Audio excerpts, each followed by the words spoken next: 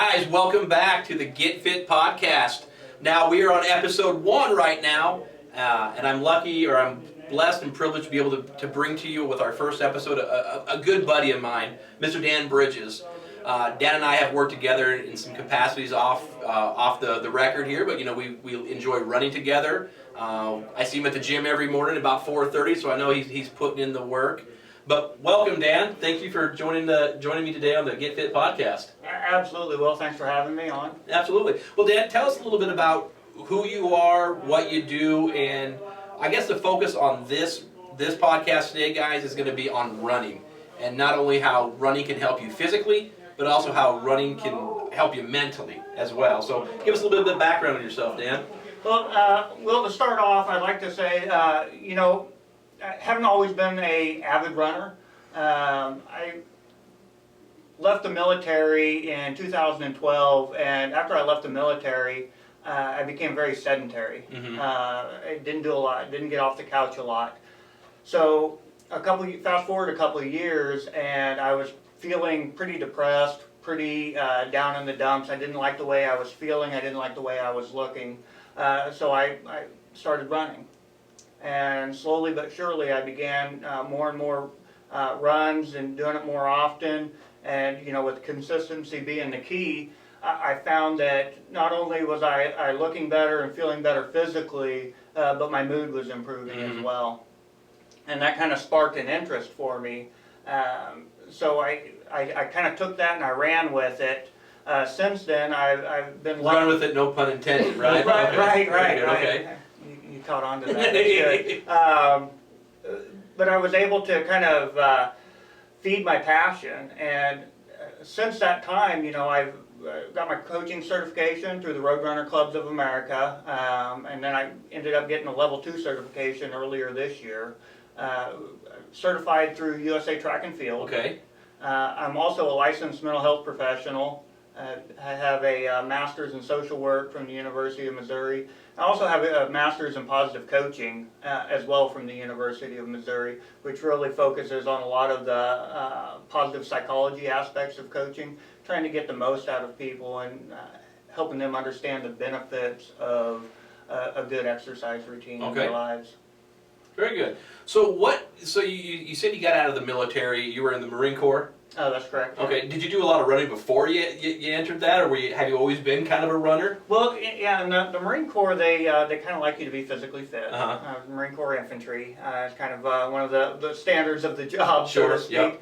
Yep. But I never really found a passion in it. You're in the military, you're always told how far and how fast to run. Right. Okay. Yeah. And so once I got out, I was able to kind of choose my own distance and my own speed and whatnot. So that really fueled the passion with me being able to pick the distance and the tempo and everything like that. So what got you into the coaching side of it? So after the military, you got into running. What made you want to start getting your certificates on the coaching side? So that's a great question. I believe a lot of it had to do with how well it made me feel mentally and emotionally, and I wanted to share that experience with others. Okay.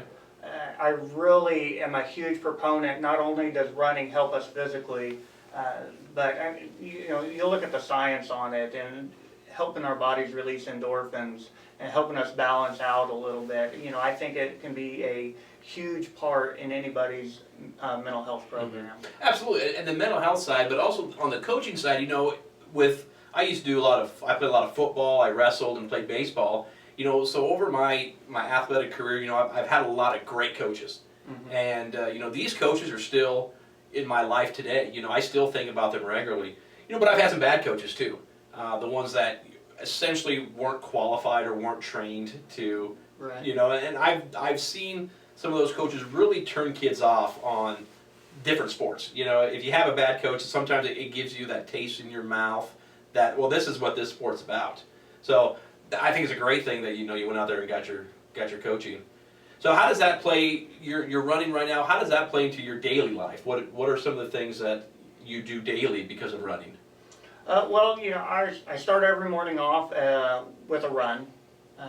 Some days I'll work out, lift some weights, but I always incorporate some sort of run into my routine, and it really sets the tone for the day. Mm-hmm. You know, I get up and I get something accomplished right off the bat, and it allows me to have a good day, knowing that I've started it off on the right foot and able to go out there and.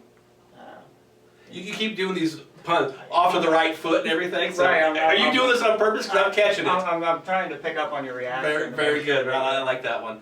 Now, here's something that I've heard about running. To be honest, I enjoy running. Yeah, I might not look like a runner, or might not, but I've ran half marathons before. I just turned 40, so my goal before I turned 40. Now it's before I turned 41. But it is to run a full marathon. Okay. So I'm going to try to get back into that, but 26.2 miles for a marathon is pretty tough. Yeah. But I've heard, and maybe you can correct me if I'm wrong, but some people say, well, don't run because it's bad on your joints. Yeah. I don't know if I'm 250 pounds, and it does hurt my joints a little bit, but it strengthens them up. So tell me, what are your thoughts on what running does to your joints? Well, yeah, that is a common myth that people say is that, running, that's bad for your knees. Well, sitting on the couch and eating potato chips is bad on your whole body. True, that's true, yeah. And I had, when I first got out of the military and I sat sedentary for those 2 years, I had chronic knee pain. Mm-hmm. If I walked up a flight of stairs, my knees would throb so much Mm-hmm. that it would keep me awake at night. Yeah. What I've found and what the research shows, which I think is more important than just me speaking anecdotally, what the research shows is that running actually strengthens the joints. Mm-hmm. If you have a well thought out running plan, it is going to strengthen the joints and the knees and the hips and the ankles. But that's also why I add strength training in as well. Mm-hmm. To make sure that I have balance within my muscles and make sure that those joints are being supported. And that's true, because I thought the same thing. I've been to some races before where there's a lot of younger kids, and they're the ones that are winning the races and stuff. But I've also seen 85-year-old people cross the finish line at a half marathon. I think I seen a 76-year-old person at my first first full marathon that I watched that actually ran the full marathon. 76 years old running 26.2 miles. That's right. They've had to do a lot of training throughout their life, and if their joints are still working well, but you got to take care of yourself. Absolutely. It's about nutrition. You've got to be eating right. So people that are runners, I'm sure they're like, yeah, running's great. So, but there's a lot of people out there who aren't runners, Dan. Mm-hmm. How would somebody who's not a runner that is maybe interested in running, how do they get started? What do they do? Well, the first thing you should do is get a coach. Sure. There you go. There you go. We know a guy. Right. We know a guy. Start off, the biggest thing is consistency. I mean, with any sort of exercise plan, whether you're talking about weightlifting, whether you're talking about, HIIT, yoga, anything, and running's the same way, is consistency. You gotta keep coming back. I prefer to train people using a run-walk method. Okay, and I've heard of that. What is the run-walk method? So basically, it's something that Jeff Galloway, a former Olympian, came up with, and working with the client, finding out where they're at. But basically, let's say for instance, you're a brand new runner, so I might start you off with jogging for 30 seconds and walking for 2 minutes. Okay. And we might do that for a while. Okay. Maybe a 20 or 30 minutes, 3 times a week, with walking on the days in between. Mm-hmm. If you're a little bit more advanced than that, then maybe we do the 2 minutes running with a minute of walking.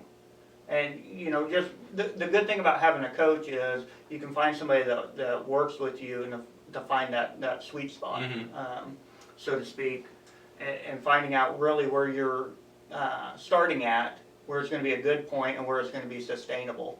And then you just look to increase. Typically, if I'm doing a really long run and I'm using the run-walk method, I'll run a mile, walk a minute. But other people, they do it based on time. And so, you could have a goal of running 5 minutes, walking a minute, running 5 minutes. And if you're comfortable with that, then maybe you increase the speed instead of the amount of time that you're running. So you run those 5 minutes, but maybe next time you run it a little bit faster. Right. And then you recover on that minute. Well, you and I, we did that run the other day, about 4 weeks ago, and we ran for 2 minutes and walked for a minute, ran for 2, and I think we got 6 miles in, and I can't do 6 miles just running. Yeah. And, but by the time I was done, after the 6 miles were over, it was like my best mile over 6 miles. Right. And, and we were sitting there, talking the whole time and having a conversation, and cardiovascularly, I'm sure I got the same workout, but it was more pleasant. It wasn't as strenuous, it's just, I enjoyed doing that. So, you're also president of a group called Sedalia Runners Club. That's correct. Okay. Tell us a little about the Runners Club. It's been established for years and years and years. Yeah. So, what's going on with the Sedalia Runners Club? So, as you alluded to, Sedalia Runners Club has been around for a while. It was established in 1979. Okay. Right now we're in the works of trying to gain a little bit more interest with the Sedalia Runners Club, get some more active members. Currently, right now, our signature event is the Firecracker Mile. Correct, yep. Which will be coming up on July 4th. Registration's open, is that right? Registration online is open. Okay. Absolutely. Price increases, I believe, will happen June 5th. Okay. So you have plenty of time to get in there before that price increase. So the Firecracker Mile, that's on the 4th of July. Yep, the morning of the 4th of July. We're going to be having that at Liberty Park this year, which is a change in venue. Traditionally, in the past years, it's been held at the Missouri State Fairgrounds. Yep. We're going to try Liberty Park this year. There's some pavilions out there. There's some shade. It should be a really fast course, a really good course.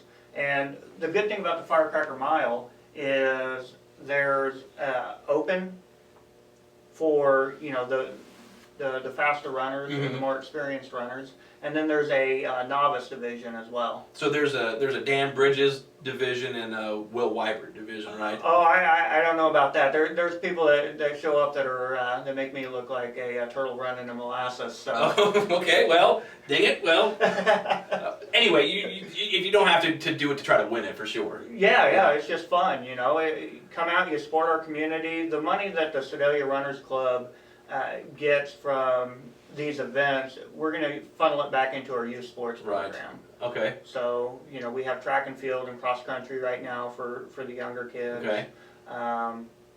Doesn't matter what age you are for the Firecracker Mile, you can come out. There's like I said, there's the open, there's a novice, and then we also have like a Pee-wee Dash and some stuff for the younger kids as well.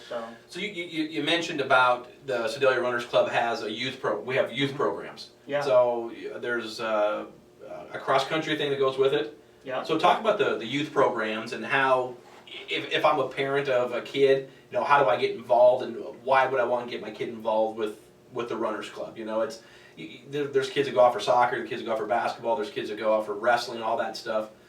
What is some of the things, and how do families get involved with the Runners Club for the kids? Yeah, so the Sedalia Runners Club, our youth program, we call it Sedalia Speed. Okay. Sedalia Speed, you can reach out to us on Facebook. Jonathan Washington is the head coach of the track and field program. He is great with the kids. Track and field and cross country, the difference between those sports and a lot of the other team sports is you don't ride the bench. True. The kids are involved. You come out for cross country, and you're not going to sit there until the ninth inning and then get put into right field to watch the last 3 hours. Just for the fact, okay, you're in, so that the parents right. Absolutely. No, you're going to have to toe the line and you compete. You got to compete. Yeah, you got to get out there and run. It's still competition. And it's great exercise, as we've already established. It's great for mental health. The bringing people together on a team, that connectedness is also it's a factor in preventing a lot of substance use disorders, or it's a suicide prevention protective factor. And so to get these kids involved in something, track and field is great as well. Because there's so many different things. I mean, it doesn't matter what size or shape you are. You can come out there and maybe you're a sprinter, maybe you're a distance runner, maybe you're a thrower, maybe you're a jumper. You can find your niche. somewhere in there, and these kids feel like they belong. They're part of a team. You're absolutely, and for the schools, it's a feeder program. You know, it's it's fast kids are fast kids. You know, sometimes kids are naturally great at sprinting or whatever the case is, but running and all this stuff, it goes hand in hand, not only with the track and field, in the high school, but really all sports. Yeah. So I don't know if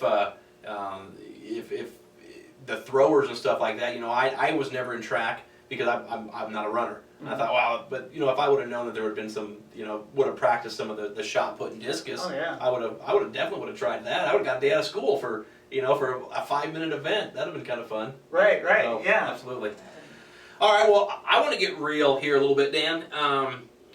You did mention, you brought up the fact that, we talked about the physical side of things, and you talked a little bit about the mental health side of things.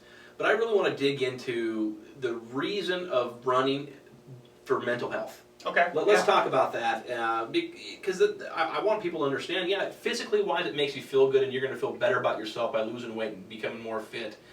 But when I run, I get what I call a runner's high. Mm-hmm. I feel, right after I get done running, not only do I feel accomplished, but I have endorphins running through me. I feel good. I was like, man, I wish I could just bottle this shit up forever and keep it with me. Those happy little endorphins. Absolutely. So that's a benefit. That's a pro for running. But I want to dig into a little bit deeper of why running is so good on the mental health side of things. Okay. Yeah, absolutely. As I think I previously mentioned, I'm a licensed mental health professional. Mm-hmm. I'm also have the degree in positive coaching, which is more the psychology of it. Right. And I'm also in recovery myself from substance use disorder. Absolutely. Yep. So what I've found is that running, and as you mentioned, the endorphins. So I don't want to get too technical with how addiction impacts the brain, but it kind of a simple explanation is it kind of rewires our reward pathways, right? And it makes us reliant on a substance to be able to release those endorphins. Sure, it's something that makes you feel good. Your body likes it, so it's going to want to keep doing whatever it's doing to make itself feel better, feel good. Right, absolutely. So what running or any other endurance exercise like biking or swimming, stuff like that, what that does is it trains our brain to start using those neurotransmitters appropriately again. Okay, all right. And so if you think of neurotransmitters as, they go from nerve to nerve, and that's how we change our emotions in our brains, right?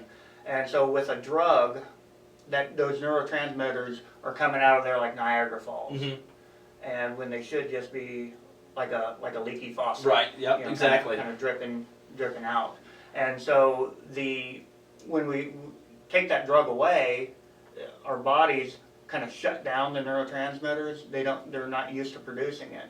But that endurance exercise helps retrain our brain to start using those neurotransmitters and to produce them more appropriately. Okay. Does that make sense? To me, it does make sense. So, essentially, that's where we get the runner's high. It's because the release of endorphins. The release of the endorphins, which is similar to, like you said, to if somebody uses that to produce from alcohol or drugs or whatever the case may be, it's a pleasure factor. Is that our bodies are want to feel good.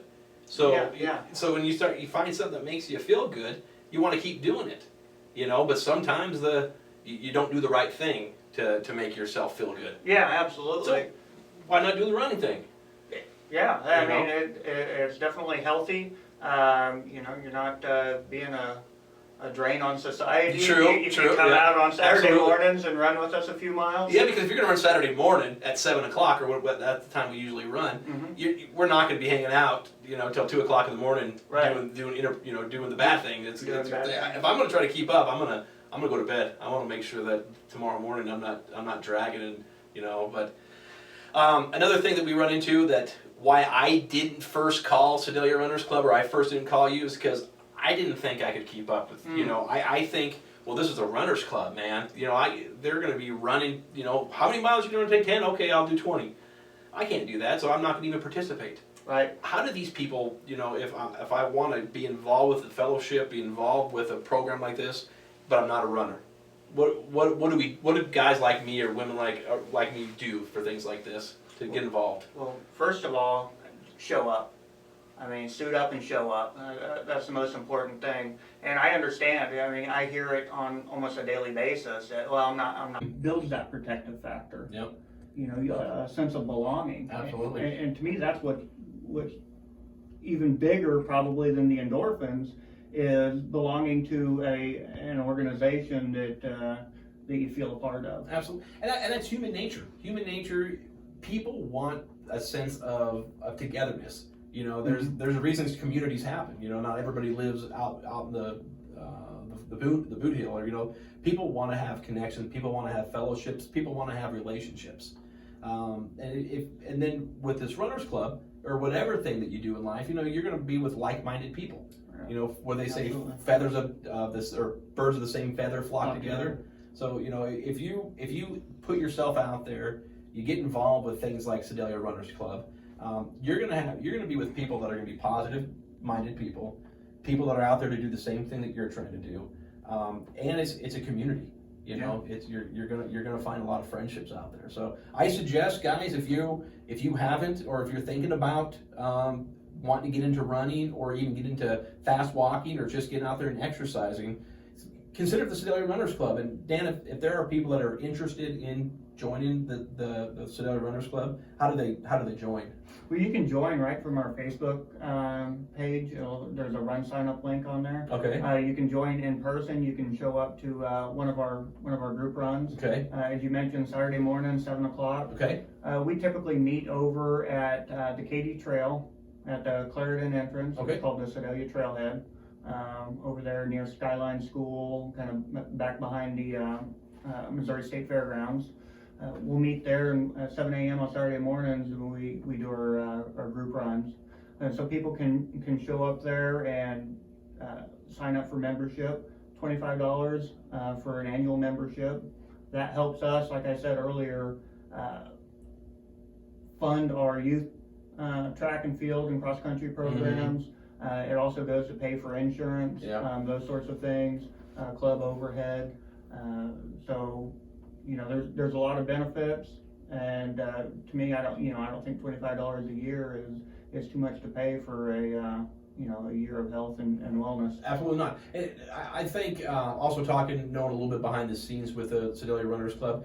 Now, if we have a family that has kids that are in the Sedalia Speed, you know, our youth program with the Sedalia Runners Club, how does that work out as a family? Are there any like family discounts, or how does that work out? So, Sedalia Runners Club is a member of the Roadrunner Clubs of America. Okay. It's kind of a satellite organization, and that $25 includes the family. It's a family membership. Oh, okay. So, $25 per household. Okay. So if you're individual or family, $25. And what we're looking to do in the future is also, if you're a Sedalia Runners Club member and you want to sign up your children for youth sports, we're hoping we'll implement it by the fall cross country, but you'll get a discount on that enrollment as well. Very cool. On the youth registration. So if you have a family of 5, $25 just everybody. Yep. And how cool is that if you're a husband, wife, and have kids or whatever the case is, to be, you know, you guys are together, you know, you're part of the same organization. You know, we're in this, you know, we're a running family, you know, this is what we do. So that's pretty cool. And the Facebook page is just Sedalia Runners. Just go out there and look for Sedalia Runners Club, or? Yes, we have Sedalia Runners Club as a Facebook page, and there's also a group, Sedalia Runners Club Run Group. Okay. And the difference is the Sedalia Runners Club page is more informative, and the Sedalia Runners Club Run Group is more interactive. So we can post our pictures, our progress, upcoming races, those sorts of things, and you really get a sense of community there as everybody encourages each other to, you know, go out there and get their runs in and congratulate them on their races and stuff like that. There will be some people who don't do the whole social media thing. If somebody is interested in Sedalia Runners Club, how do we get information from you? What do we do there? So you can email me directly. Okay. Daniel.bridges2@gmail. Okay. You could give me a phone call. My phone number is 660-620-0148. call or text, and I'd be happy to give you more information. And we will have some paper registrations out. Hopefully we'll have them out at the Firecracker Mile. Okay. That way people can enroll in our club, and we really want to bring it, these next 40 years, we want to keep the club running. Absolutely. Like I said, it's one of the older clubs in Missouri, and we're pretty proud of it, and we just want to generate as much interest as possible and get the community involved, and hopefully we can overcome that fear that people have of, I'm not going to be fast enough, or I can't run far enough. Just be you. Come out there, and wherever you're at, that's where we're going to meet you at, and we'll start building from there. Absolutely, absolutely. Not only is Sedalia Runners Club, you say, one of the older running clubs in Missouri, but the Firecracker Mile. What is it? 40th? It's our 40th year. 40th year coming up, so we're pretty excited about that. We want to have a big turnout. Yeah, absolutely. I'd like to see 100 to 150 people out there. I think our motto, what I heard was, it's the longest short race or something. Yeah, the longest running short race in Missouri. Longest running short race in Missouri. So that's pretty cool, guys. So that's July 4th. Registrations are open. Go to our Sedalia Runners Club Facebook page. It's the link there online. Anything else you want to? Do you have any races coming up personally that you're training for? I had to restructure my schedule. I work up in Boonville now, and that's taken the commute's taking a little bit of time. So the biggest race I'm training for is going to be our own Firecracker Mile. Yeah, and you said you have some pride that you're trying to. Oh yeah, I had to call out my daughter because she's now faster than me. So. What's your daughter's name? Madison Lane. Madison, you've been called out. If you're listening, then you better bring your A game. Absolutely, I seen him training, so he's trying to get some pride. All right, man, Dan, I appreciate it. This was our first real podcast here. I couldn't think of a better dude to do it with. You've been a great friend of mine. You've been real supportive of the whole Get Fit initiative since day one. And again, the idea, gang, of this Get Fit initiative is not just to bring you the exercise routines, bring you some nutrition, but it's also I want you to join us, and I want to join you on your Get Fit journey. So with that all said, guys, stay tuned to next week. Thank you for joining us today. Weibert out.